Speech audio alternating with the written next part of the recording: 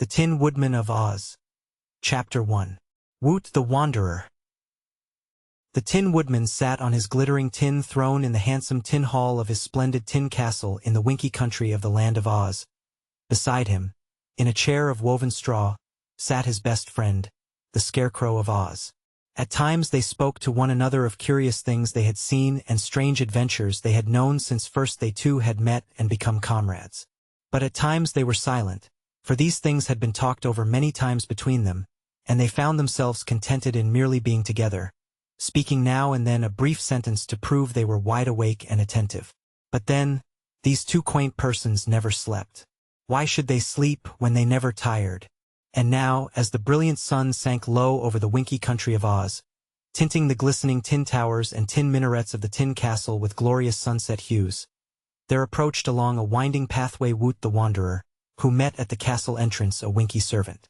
The servants of the Tin Woodman all wore tin helmets and tin breastplates and uniforms covered with tiny tin discs sewed closely together on silver cloth, so that their bodies sparkled as beautifully as did the tin castle and almost as beautifully as did the Tin Woodman himself. Woot the Wanderer looked at the man-servant, all bright and glittering, and at the magnificent castle all bright and glittering, and as he looked his eyes grew big with wonder. For Woot was not very big and not very old and, wanderer though he was, this proved the most gorgeous sight that had ever met his boyish gaze. "Who lives here?" he asked.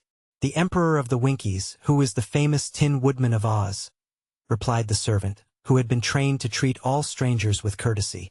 "A Tin Woodman? How queer!" exclaimed the little wanderer. "Well, perhaps our Emperor is queer," admitted the servant. "But he is a kind master and as honest and true as good tin can make him. So we, who gladly serve him, are apt to forget that he is not like other people." "May I see him?"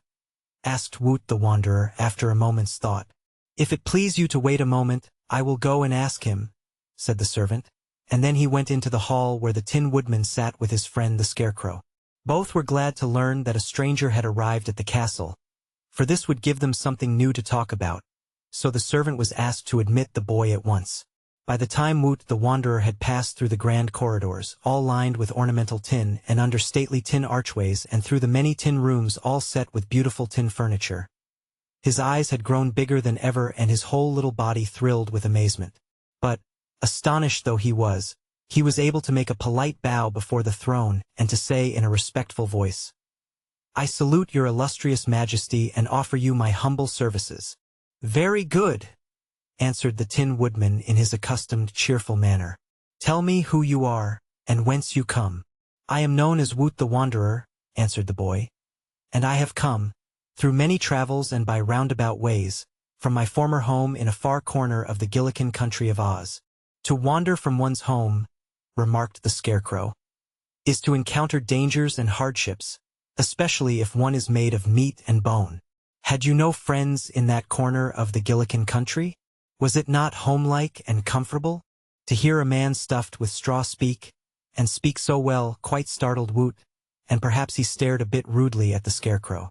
But after a moment he replied, "I had home and friends, your honorable strawness, but they were so quiet and happy and comfortable that I found them dismally stupid. Nothing in that corner of Oz interested me, but I believed that in other parts of the country I would find strange people and see new sights, and so I set out upon my wandering journey. I have been a wanderer for nearly a full year, and now my wanderings have brought me to this splendid castle. I suppose," said the Tin Woodman, "that in this year you have seen so much that you have become very wise." "No," replied Woot thoughtfully, "I am not at all wise, I beg to assure your majesty. The more I wander the less I find that I know, for in the land of Oz much wisdom and many things may be learned." "To learn is simple. Don't you ask questions?" inquired the Scarecrow. "Yes. I ask as many questions as I dare, but some people refuse to answer questions." "That is not kind of them," declared the Tin Woodman. "If one does not ask for information he seldom receives it. So I, for my part, make it a rule to answer any civil question that is asked me." "So do I," added the Scarecrow, nodding. "I am glad to hear this," said the Wanderer, "for it makes me bold to ask for something to eat." "Bless the boy!" cried the Emperor of the Winkies. How careless of me not to remember that wanderers are usually hungry. I will have food brought you at once." Saying this, he blew upon a tin whistle that was suspended from his tin neck, and at the summons a servant appeared and bowed low. The Tin Woodman ordered food for the stranger, and in a few minutes the servant brought in a tin tray heaped with a choice array of good things to eat, all neatly displayed on tin dishes that were polished till they shone like mirrors. The tray was set upon a tin table drawn before the throne, and the servant placed a tin chair before the table for the boy to seat himself. "Eat, friend wanderer," said the emperor cordially, "and I trust the feast will be to your liking. I myself do not eat, being made in such manner that I require no food to keep me alive. Neither does my friend the scarecrow. But all my winky people eat, being formed of flesh, as you are, and so my tin cupboard is never bare, and strangers are always welcome to whatever it contains." The boy ate in silence for a time, being really hungry, but after his appetite was somewhat satisfied, he said, "How happened your majesty to be made of tin, and still be alive?" "That," replied the Tin Man, "is a long story. The longer the better," said the boy. "Won't you please tell me the story?" "If you desire it," promised the Tin Woodman, leaning back in his tin throne and crossing his tin legs. "I haven't related my history in a long while, because everyone here knows it nearly as well as I do. But you, being a stranger, are no doubt curious to learn how I became so beautiful and prosperous. So I will recite for your benefit my strange adventures." "Thank you," said Woot the Wanderer, still eating. "I was not always made of tin," began the emperor. "For in the beginning I was a man of flesh and bone and blood and lived in the Munchkin country of Oz.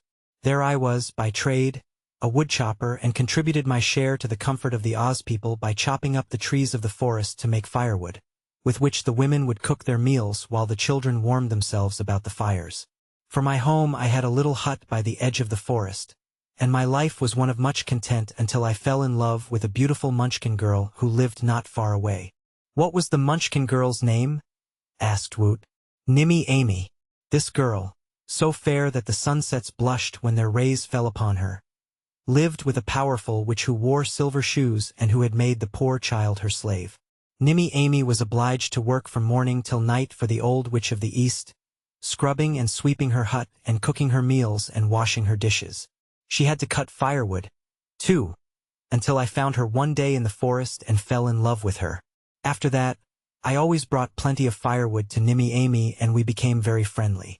Finally I asked her to marry me and she agreed to do so, but the witch happened to overhear our conversation and it made her very angry, for she did not wish her slave to be taken away from her. The witch commanded me never to come near Nimmy Amy again, but I told her I was my own master and would do as I pleased, not realizing that this was a careless way to speak to a witch.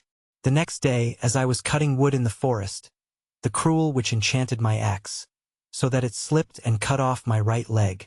"How dreadful!" cried Woot the Wanderer. "Yes, it was a seeming misfortune," agreed the Tin Man, "for a one-legged woodchopper is of little use in his trade. But I would not allow the witch to conquer me so easily. I knew a very skillful mechanic at the other side of the forest, who was my friend, so I hopped on one leg to him and asked him to help me. He soon made me a new leg out of tin and fastened it cleverly to my meat body. It had joints at the knee and at the ankle and was almost as comfortable as the leg I had lost." "Your friend must have been a wonderful workman," exclaimed Woot. "He was, indeed," admitted the emperor. "He was a tinsmith by trade and could make anything out of tin. When I returned to Nimmy Amy, the girl was delighted and threw her arms around my neck and kissed me, declaring she was proud of me. The witch saw the kiss and was more angry than before. When I went to work in the forest, next day my axe, being still enchanted, slipped and cut off my other leg. Again I hopped on my tin leg to my friend the tinsmith, who kindly made me another tin leg and fastened it to my body. So I returned joyfully to Nimmy Amy, who was much pleased with my glittering legs and promised that when we were wed she would always keep them oiled and polished. But the witch was more furious than ever, and as soon as I raised my axe to chop, it twisted around and cut off one of my arms. The tinsmith made me a tin arm and I was not much worried, because Nimmy Amy declared she still loved me.